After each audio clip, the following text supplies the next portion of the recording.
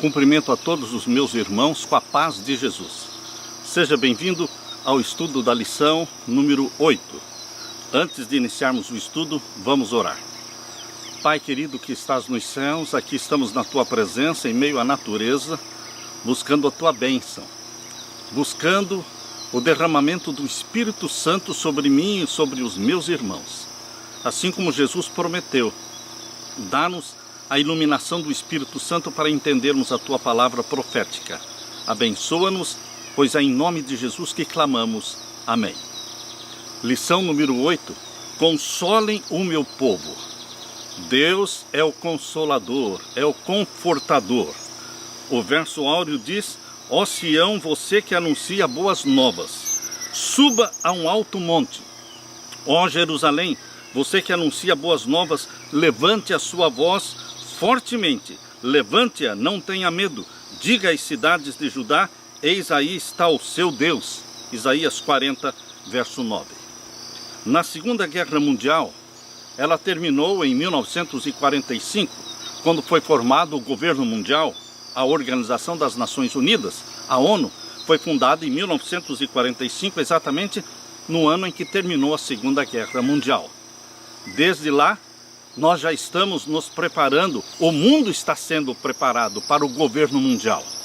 Mas, queridos, em 1945, quando terminou a Segunda Guerra Mundial, um japonês, pelo nome de Shoichi Yokoi, ele estava lá na ilha de Guam e ele não sabia que a guerra tinha acabado. Mesmo lá, isolado na ilha de Guam, na floresta da ilha de Guam, quando os aviões americanos espalharam folhetos por todos os lados dizendo que a guerra tinha terminado, ele teve acesso a um destes papéis, mas ele não acreditava que a guerra tinha acabado. Ele pensava que era uma notícia falsa. E assim, por causa da sua lealdade ao imperador, ele continuou ali nas florestas da ilha de Guam por 27 anos. Imaginem, desde 1945, quando acabou a guerra, até 1972. 27 anos ele esteve ali, achando que ainda estavam em guerra.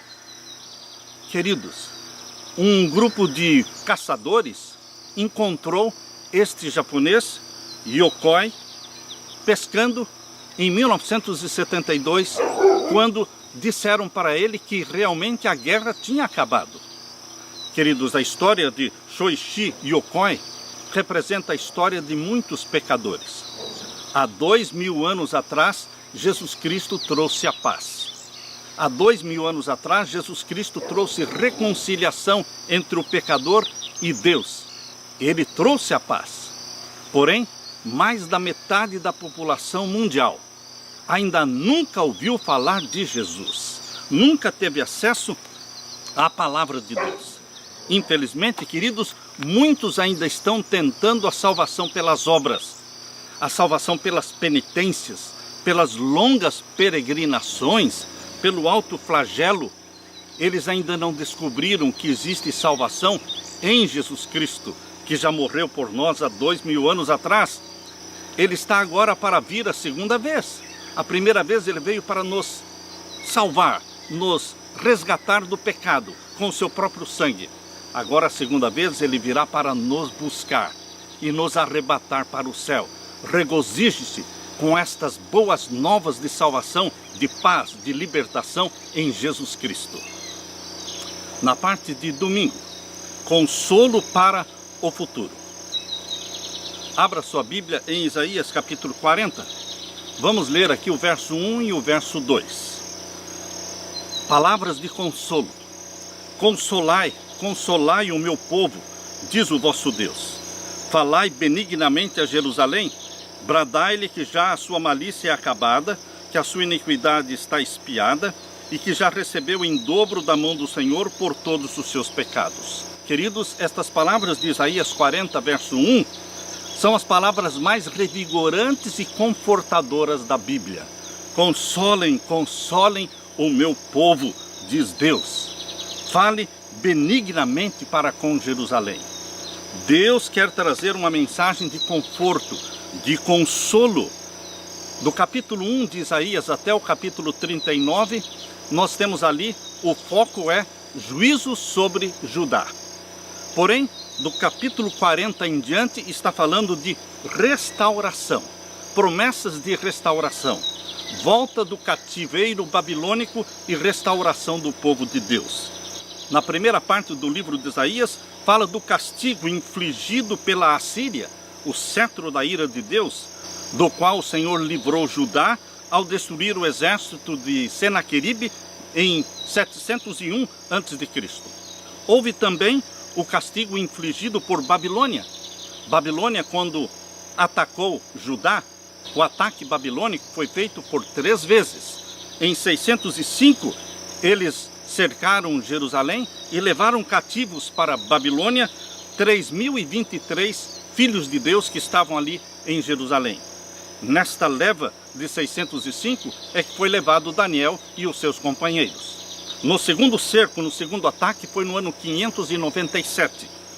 Desta vez, o rei de Babilônia levou cativo para Babilônia 830 do povo de Deus.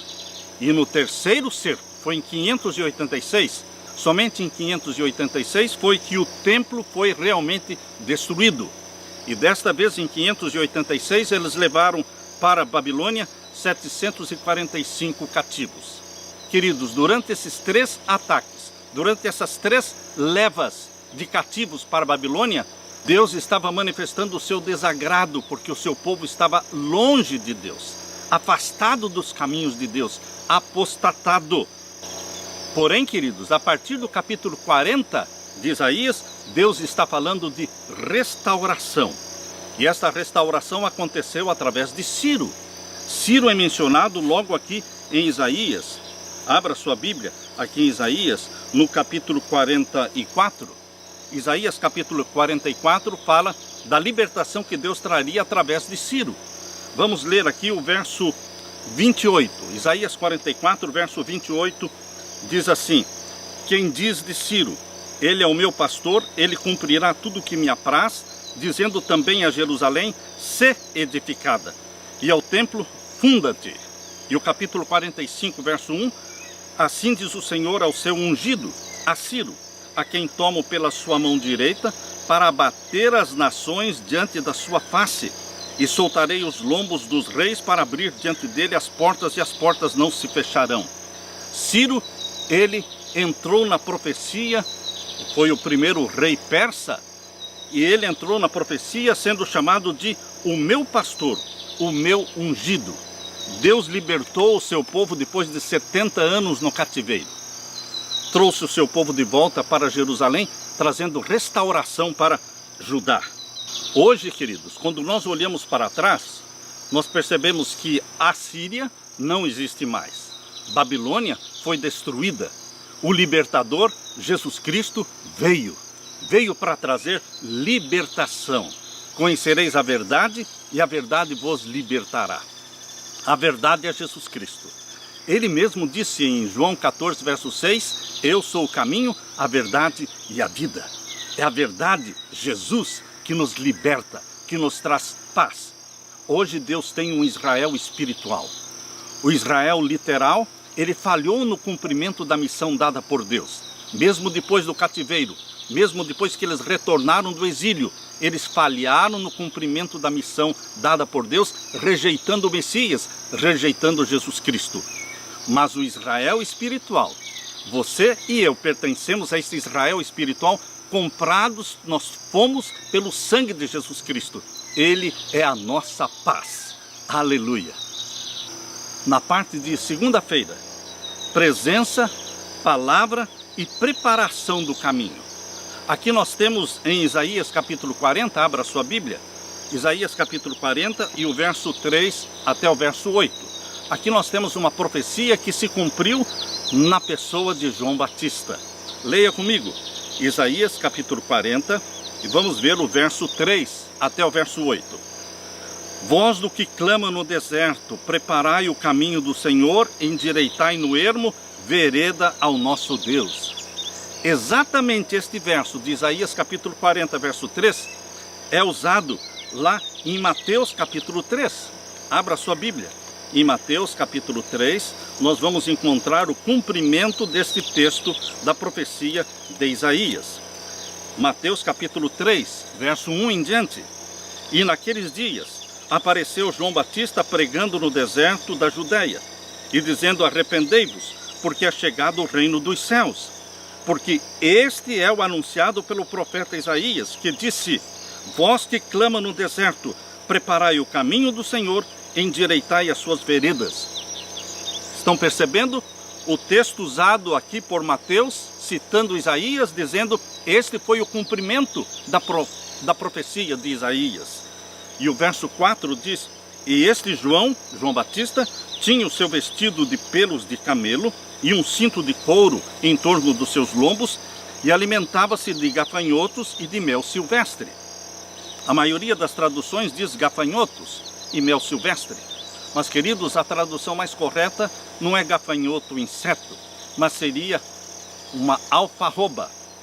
Alfarroba. A palavra no hebraico locusta pode se aplicar ao locusta inseto e locusta árvore, planta. E então, tudo indica que sejam alfarrobeiras, das quais ele comia. Tinha aquelas vagens, dentro das vagens os feijões. Isto é produzido hoje, é usado muito hoje, a alfarroba, para produzir alimentos que substituem o chocolate. Em inglês eles chamam de carob, em português eles chamam de alfarroba. Eles substituem o chocolate usando estes feijões. Queridos, João Batista comia de forma simples e vegetariana. Ele se alimentava de alfarrobas e de mel silvestre. Ele se vestia de forma simples. João Batista, que preparou o caminho para a primeira vinda de Jesus, é um símbolo daquele povo de Deus remanescente que vai preparar o mundo para a segunda vinda de Jesus. Deus está chamando você, meu querido irmão, minha querida irmã, para ser um João Batista moderno, vivendo de forma simples, vestindo-se de forma simples, adotando um regime vegetariano na sua vida, porque o nosso corpo é o templo do Espírito Santo, e Deus vai usar você e a mim para prepararmos o mundo para a segunda vinda de Jesus. E agora diz aqui o verso 5. Então ia ter com ele Jerusalém e toda a Judéia e toda a província adjacente do Jordão, e eram por ele batizados no rio Jordão, confessando os seus pecados.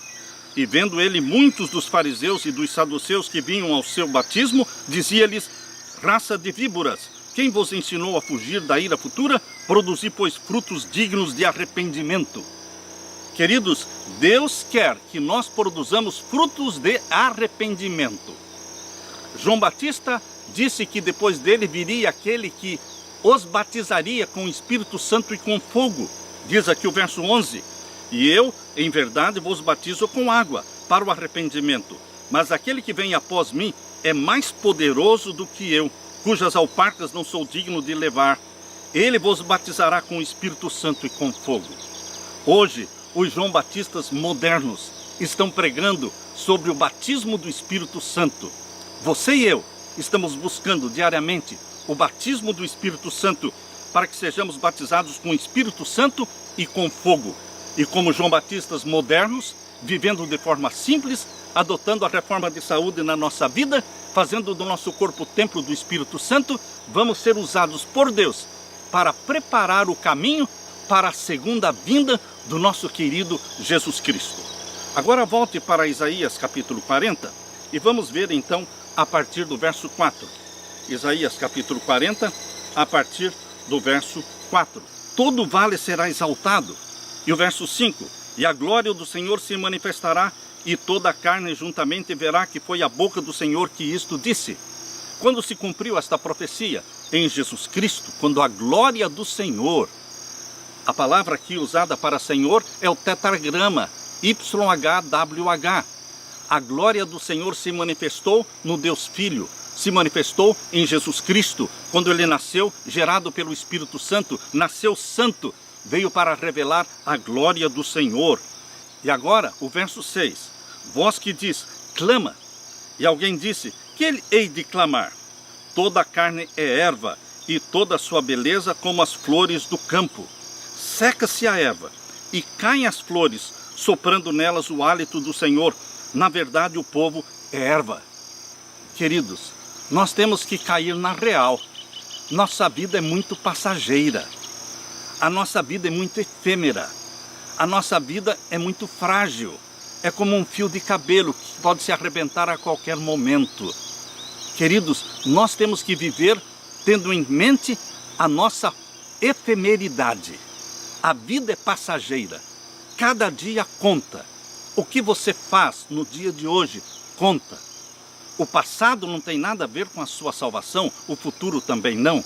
Mas o que você faz hoje, a minha e a sua salvação depende do nosso relacionamento com Jesus Cristo hoje. Nós temos que viver intensamente, em plenitude de comunhão com Jesus Cristo cada dia, porque a nossa vida passa como a erva.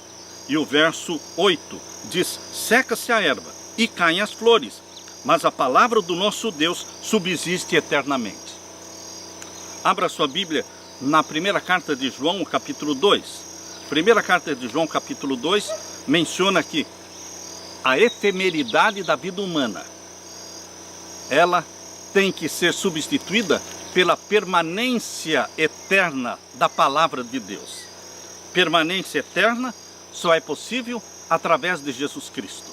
Lemos aqui na primeira carta de João, capítulo 2, e os versos 15 a 17. Não ameis o mundo, nem o que no mundo há. Se alguém ama o mundo, o amor do Pai não está nele. Porque tudo que há no mundo, a concupiscência da carne, a concupiscência dos olhos e a soberba da vida, não é do Pai, mas do mundo. E o mundo passa. Vejam, a vida passa. Como as flores que nascem, florescem bonitas e no mesmo dia murcham, secam, desaparecem.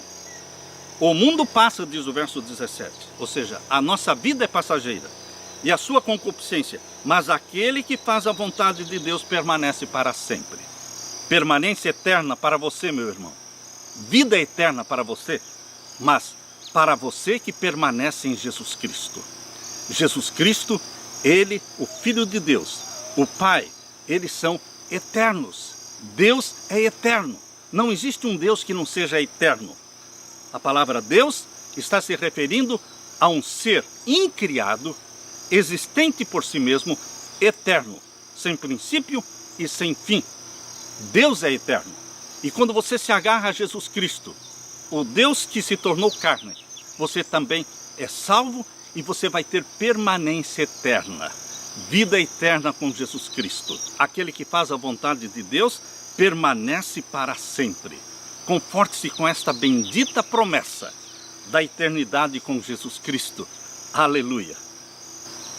Na parte de terça-feira, a origem do evangelismo. Eu gosto de fazer evangelismo. Evangelismo é um dos dons que Deus me deu. Dom de evangelista, de alcançar almas. A Leila, minha querida esposa, e eu nos envolvimos em evangelismo de 64 noites. 64 noites consecutivas, sem falhar nenhuma noite. E queridos, tendo aqueles auditórios lotados de adultos e crianças, nós percebíamos o milagre de Deus ao ir transformando aquelas pessoas, preparando-as para o batismo.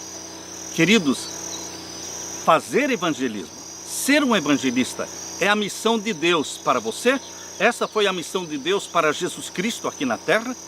Ele foi o maior e principal de todos os evangelistas, mas Deus também nos deu esta missão.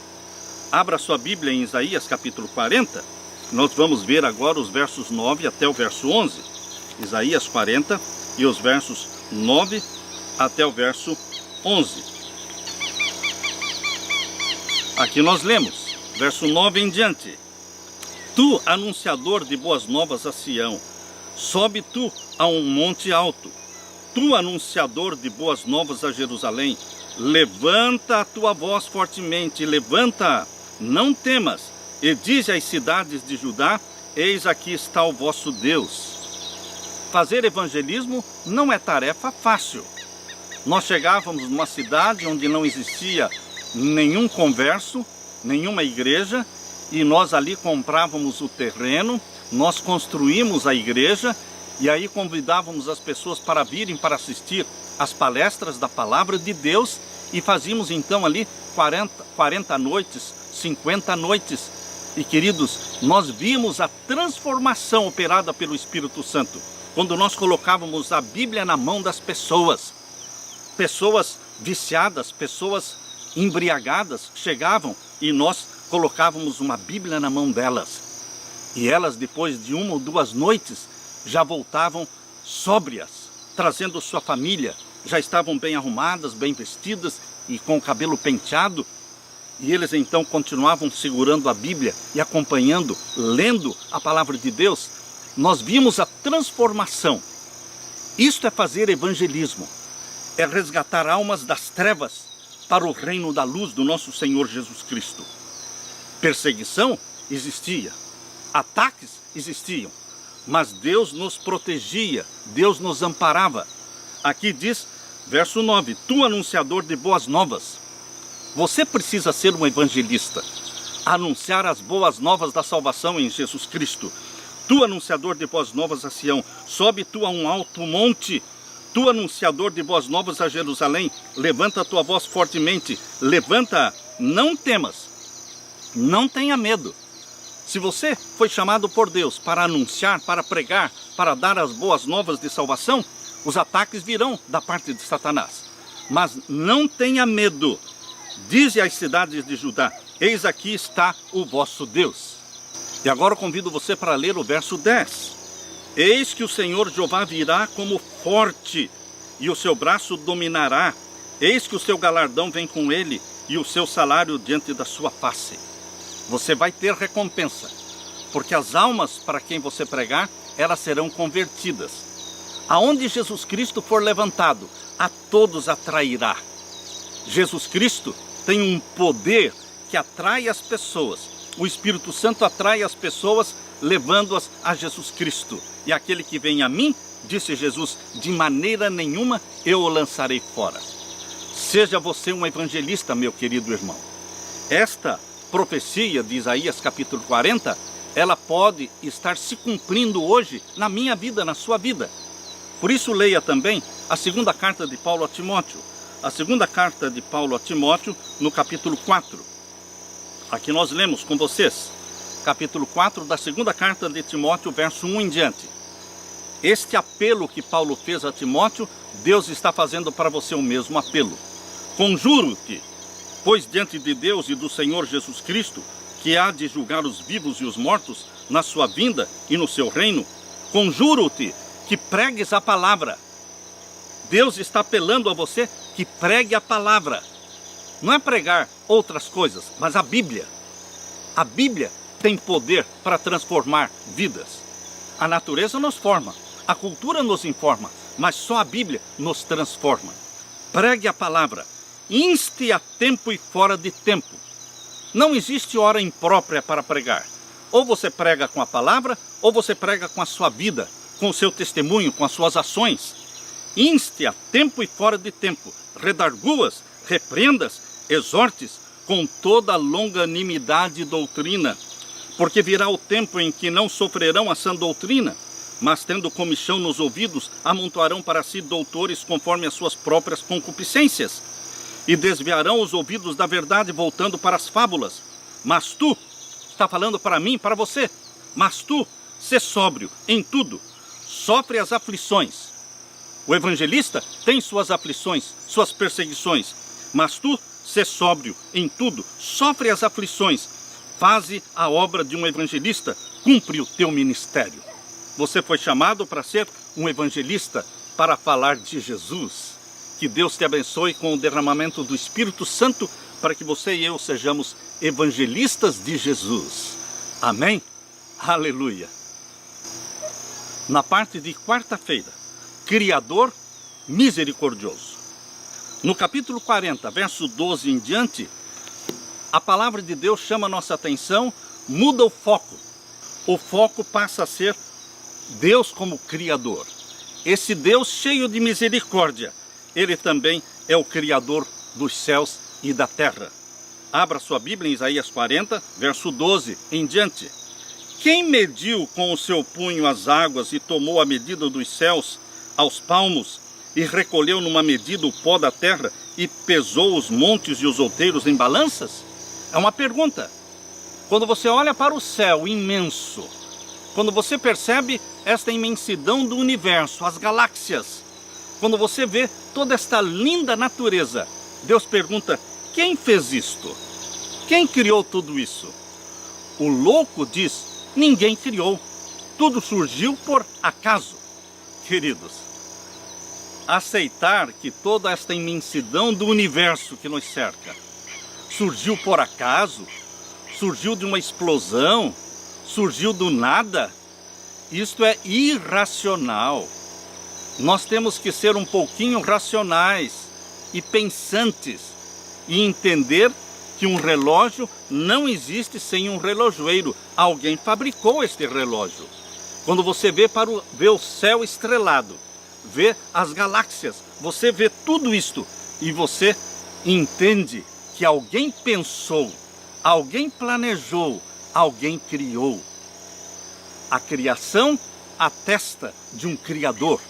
Por isso Deus está perguntando: quem mediu com o seu punho as águas e tomou a medida dos céus aos palmos e recolheu numa medida o pó da terra e pesou os montes e os outeiros em balanças? Agora o verso 13. Quem guiou o Espírito do Senhor e que conselheiro o ensinou? Quem é que estava dando conselhos e dando ideias para Deus lá na criação? Nós sabemos que o Criador é Deus o Filho. A Bíblia diz claramente em João capítulo 1 que o Verbo se tornou carne. E no capítulo 1 de João diz, verso 2 e 3, tudo foi feito por Ele, e nada do que foi feito sem Ele se fez. Ou seja, o Verbo que se tornou carne e habitou entre nós é Jesus Cristo. Foi Ele quem criou todas as coisas no céu, na terra, as coisas visíveis e as coisas invisíveis. Ele é o Criador. Quem guiou o Espírito do Senhor? O Espírito do Senhor também estava presente lá na criação. Quando você lê Gênesis capítulo 1, verso 2, diz que o Espírito de Deus pairava sobre a face das águas. Queridos, por isso Elohim, lá em Gênesis capítulo 1, verso 1 e 2, Elohim está no plural, Deus. Existe uma pluralidade na divindade. Pluralidade porque existe o Pai, Filho e Espírito Santo. Aqui diz, quem ensinou a Deus? Quem aconselhou? E o verso 14, com quem tomou conselho para que lhe desse entendimento? Queridos, o verso 15, eis que as nações são consideradas por ele como a gota de um balde, e como o pó miúdo das balanças, eis que lança por aí as ilhas como uma coisa pequeníssima. Queridos, o nosso planeta Terra é como um pó na balança. É menor do que um grão de areia em comparação com todo o universo. Quando nós pensamos no macrocosmos, nós descobrimos que o nosso planeta Terra é como um grãozinho de areia. Quem fez todas essas coisas enormes? O infinitamente grande e o infinitamente pequeno foi Deus. Ele é o autor do microcosmos, ele é o autor do macrocosmos. Ele foi quem lançou as ilhas. E aqui diz agora o verso 21, porventura não sabeis? Porventura não ouvis? Ou desde o princípio se vos não notificou isso mesmo? Ou não atentastes para os fundamentos da terra? Ele é o que está sentado sobre o globo da terra. Queridos, a terra é um globo. Tem uma forma arredondada. Aqui diz, ele, Deus, é quem está sentado sobre o globo da terra, cujos moradores são para ele como gafanhotos. Nós não somos nada. Mas aqui, nesse planetinha chamado Terra, aqui onde você e eu vivemos, nós não somos nada. Mas aqui entrou o pecado. Mas aqui veio a graça de Deus ser manifestada. Onde abundou o pecado, superabundou a graça divina. Aqui neste planetinha, Deus vai fazer o centro do universo, porque o trono de Deus descerá do céu para o planeta Terra. A Nova Jerusalém vai descer do céu no final dos 1000 anos.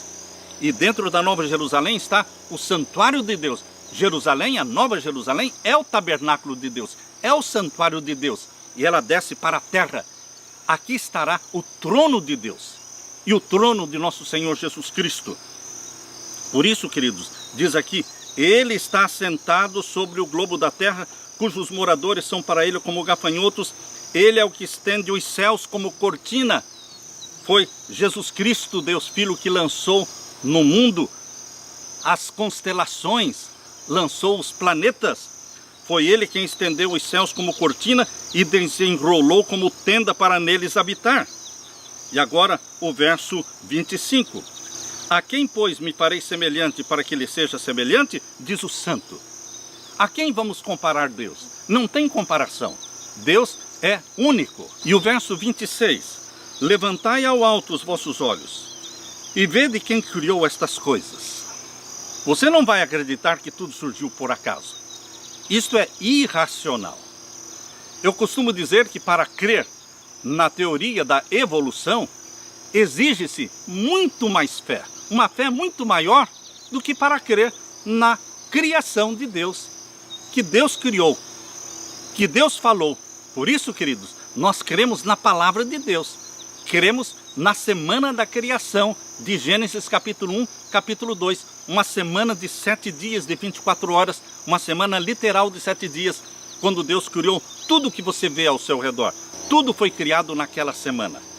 E no 7º dia, ou seja, o memorial da criação, Deus criou o sábado, criou o descanso. Queridos, Deus tem sim um sinal, um monumento da criação, que é o sábado. Quando nós guardamos o 4º mandamento da lei de Deus, o santo sábado, nós estamos dizendo para o mundo todo, não para o evolucionismo, não para a teoria de que o mundo surgiu por acaso. Não, queridos. Nós estamos dizendo que existe um Criador que enviou seu Filho para morrer por nós. Existe um Criador que se manifestou entre nós como Messias, como Cordeiro de Deus que tira o nosso pecado. O ensino da Bíblia, ele é racional. Por isso, quando eu leio o verso 26, levantai ao alto os vossos olhos e vede quem criou estas coisas, quem produz por conta o seu exército, quem a todas chama pelos seus nomes. Deus conhece cada uma das estrelas por nome. Deus conhece a cada uma das criaturas por nome. Deus conhece você pelo nome. Deus sabe das suas necessidades, das suas angústias. Deus responde às nossas orações. Por causa da grandeza das suas forças e pela fortaleza do seu poder, nenhuma faltará. Aqui diz o verso 27. Por que, pois, dizes, ó Jacó, e tu falas, ó Israel, o meu caminho está encoberto ao Senhor e o meu juízo passa de largo pelo meu Deus? Quando foi feita esta profecia, o povo de Deus estava longe de Deus, dizendo, Deus não tem conhecimento do que eu faço. Deus não sabe do que eu estou fazendo. Por isso, Deus está falando para aquele Israel apostatado. Por que, pois, dizes, ó Jacó, e tu falas, ó Israel, o meu caminho está encoberto? Não existe caminho encoberto diante do Senhor. Ele sabe tudo, Ele vê tudo, os mínimos detalhes da sua vida. Nada está encoberto diante do Senhor. E o verso 28. Não sabes, não ouvistes que o eterno Deus, o Senhor, o Criador dos fins da terra, nem se cansa e nem se fatiga? Não há esquadrinhação do seu entendimento. Ninguém consegue entender tudo de Deus. Deus é infinito. Nós conhecemos 1% de Deus. E às vezes ficamos discutindo sobre a divindade. Mas nós conhecemos 1% da divindade. O suficiente para adorar a Deus, o suficiente para crer no Salvador, que é Jesus Cristo, e sermos salvos. Mas, queridos, o verso 29 diz que Deus dá esforço ao cansado, Deus multiplica as forças ao que não tem nenhum vigor. Você está fraco? Você está desanimado? Você está cansado? Porque é em Jesus Cristo que você vai encontrar o quê? Esforço para o cansado, forças para aquele que não tem nenhum vigor. É nele. E o verso 30 diz, os jovens se cansarão e se fatigarão, e os mancebos certamente cairão. Mas os que esperam no Senhor renovarão as suas forças, subirão com asas como águias, correrão e não se cansarão, caminharão e não se fatigarão. Que bendita promessa! Ele vai nos fortalecer os pés, Ele vai fortalecer nossas mãos, Ele vai fortalecer em você a esperança da breve volta de Jesus Cristo. E nós não vamos desanimar, porque em breve vamos ser arrebatados para o céu. Logo vamos cruzar a fronteira. Nós estamos neste Egito do pecado e Deus vai nos levar para a terra que emana leite e mel, a Canaã celestial. Lá nós vamos viver com Jesus Cristo 1000 anos no céu. E depois na nova terra, eternamente com o nosso Senhor Jesus Cristo. Eu deixo com você esta bendita promessa do verso 31. Os que esperam no Senhor renovarão as suas forças. Subirão com asas como águias. Correrão e não se cansarão. Caminharão e não se fatigarão. Aleluia! Na parte de quinta-feira, o problema da idolatria. Queridos, idolatria é o que Satanás planejou para a humanidade. Satanás quer ser adorado e ele inventa 1000 formas de ser adorado. Antigamente, a idolatria acontecia através de Baal, através de Bel, através de Tamuz, através de Asterote, através de Ishtar. Eles adoravam imagens de madeira, eles adoravam imagens de ouro, imagens de prata, imagens de... Enfim, queridos, a idolatria era prevalecente nos dias do Antigo Testamento. Mas será que a idolatria ainda existe hoje? A palavra de Deus fala no primeiro e no segundo mandamento. Abra sua Bíblia em Êxodo, capítulo 20. Êxodo, capítulo 20, está falando da idolatria. E ela condena a idolatria. Vamos ler então Êxodo, capítulo 20, verso 3 e verso 4. O primeiro mandamento: não terás outros deuses diante de mim. Deus proíbe que você adore qualquer outra coisa como Deus. Satanás não é Deus. Os anjos não são deuses. Nós não nos ajoelhamos diante de anjos. Nós não adoramos Baal. Nós não adoramos o sol. Nós não adoramos a lua. Nós não adoramos nada que seja idolatria. Não terás outros deuses diante de mim. Só adoramos o Deus de Abraão, de Isaque e de Jacó, o Criador dos céus e da terra. Agora, o segundo mandamento está falando também de idolatria. Verso 4. Não farás para ti imagens de escultura, nem semelhança alguma do que há em cima nos céus, nem embaixo na terra, nem nas águas debaixo da terra. O segundo mandamento proíbe você fazer uma imagem de Jesus Cristo e se ajoelhar diante dela. O segundo mandamento proíbe você fazer imagens de escultura, ou de ouro, ou de gesso, ou de pedra, e se ajoelhar diante delas. O segundo mandamento fala que nós não deveremos adorar imagens. Não farás para ti imagem de escultura, nem alguma semelhança do que há em cima nos céus, nem embaixo na terra, nem nas águas debaixo da terra. Não te encurvarás a elas, nem as servirás. Quando você entra dentro de uma igreja católica romana, você pode perceber que ali existem dezenas de imagens. Dezenas de imagens. Imagens de santos com os nomes dos personagens bíblicos. E as pessoas se ajoelham diante daquelas imagens. É uma transgressão direta ao segundo mandamento. Você só pode se ajoelhar diante de Deus. Nem diante dos anjos de Deus nós nos ajoelhamos. Porque quando João se ajoelhou diante do anjo de Deus, o anjo disse: levante-se, João.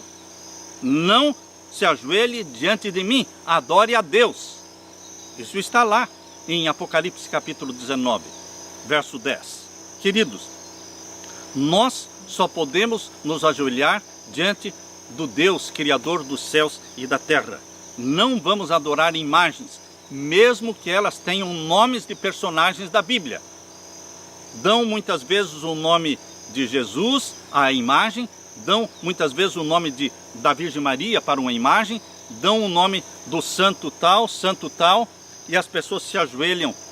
Nós não podemos nos ajoelhar diante das imagens. Por isso, no Catecismo Romano, quando eles colocaram lá os 10 mandamentos no Catecismo Romano, eles arrancaram dos 10 mandamentos este segundo mandamento. Este segundo mandamento, que proíbe se ajoelhar diante de imagens de escultura, foi eliminado, não está lá no Catecismo Romano. queridos, mas Deus quer ser adorado por você. Deus aceita ser adorado por você. Quando as pessoas se ajoelhavam na frente de Jesus, ele aceitava ser adorado. Quando Tomé se ajoelhou na frente de Jesus e disse, Senhor meu e Deus meu, ele aceitou ser adorado por Tomé. Porque ele é Deus. Jesus é Deus. Deus eterno, junto com o Pai. Nunca houve um tempo em que o Pai existisse e o Filho não existisse.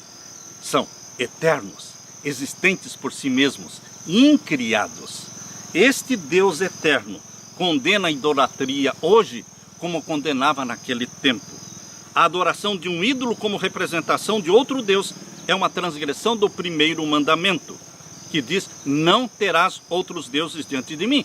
Êxodo 20, verso 3. Porém, queridos, fazer uma representação de Deus e adorar também é pecado, é transgressão do segundo mandamento.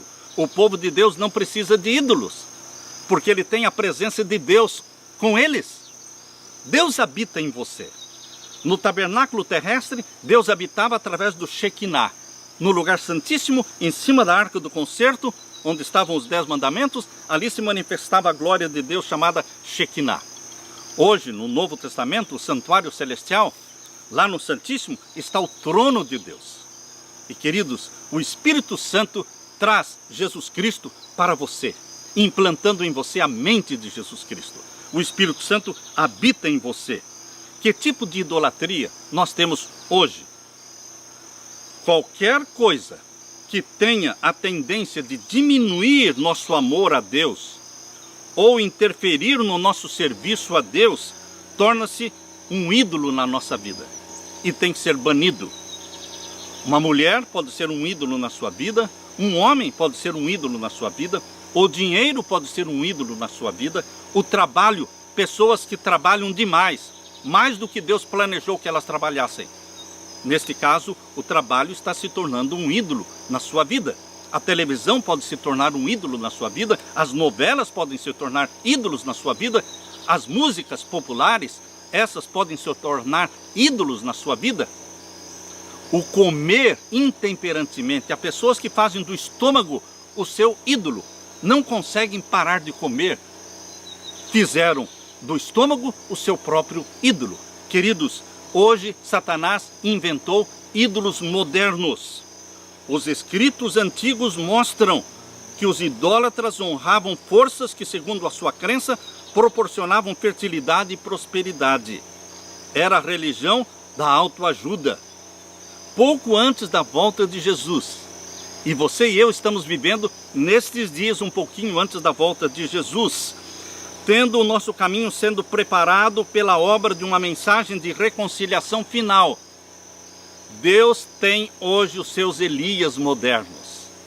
Um pouquinho antes da volta de Jesus, ou seja, em nossos dias, Deus está levantando aqui e ali os Elias modernos. Abra sua Bíblia em Malaquias capítulo 4.